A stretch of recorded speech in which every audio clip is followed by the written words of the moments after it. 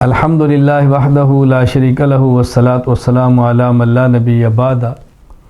ایک بات کی وضاحت بہت ضروری ہے کہ جو عام طور پہ الجھن پیدا کرتی ہے اور نہ سمجھنے کی وجہ سے مزید تشویش ہو جاتی ہے، وہ یہ ہے کہ حرام مغز کسے کہتے ہیں، حرام مغز کا حکم کیا ہے، کھانا جائز ہے نہیں جائز، حرام مغز ہے کیا۔ پہلے بات سمجھ لیں کہ حرام مغز کہتے کسے ہیں۔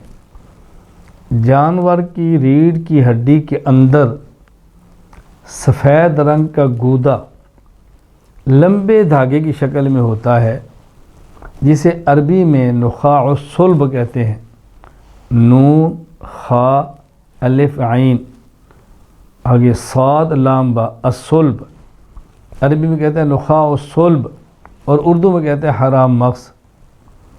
جانور کی ریڑھ کی ہڈی کے اندر سفید رنگ کا گودا لمبے دھاگے کی شکل میں ہوتا ہے، عربی میں اسے کہیں گے نخاع الصلب، اردو میں حرام مغز۔ تو چونکہ اس کے ساتھ حرام کا لفظ ہے تو بس اوقات لوگ سمجھ لیتے ہیں کہ اس کا کھانا حرام ہے کیونکہ یہ حرام مغز ہے، حالانکہ ایسی بات نہیں ہے۔ صحیح بات یہ ہے کہ حرام مغز کا کھانا نہ حرام ہے اور نہ ہی مکروہ ہے، چونکہ اچھا یہ بات پھر اس کو حرام مغز کیوں کہتے ہیں، وجہ اچھی طرح سمجھ لیں۔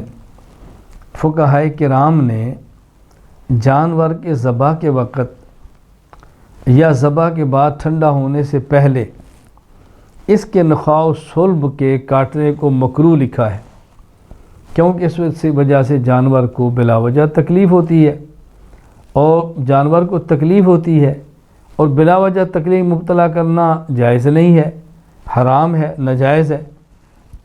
تو اس وجہ سے غالباً اس کا نام ہی عوام میں حرام مغز پڑ گیا، یعنی جانور کی ریڑھ کی ہڈی میں جو سفید رنگ کا گودا ہے لمبا دھاگے کی شکل میں، فقہا لکھتے ہیں کہ ذبح کرتے وقت یا ذبح سے پہلے اس کو نکالنا حرام ہے۔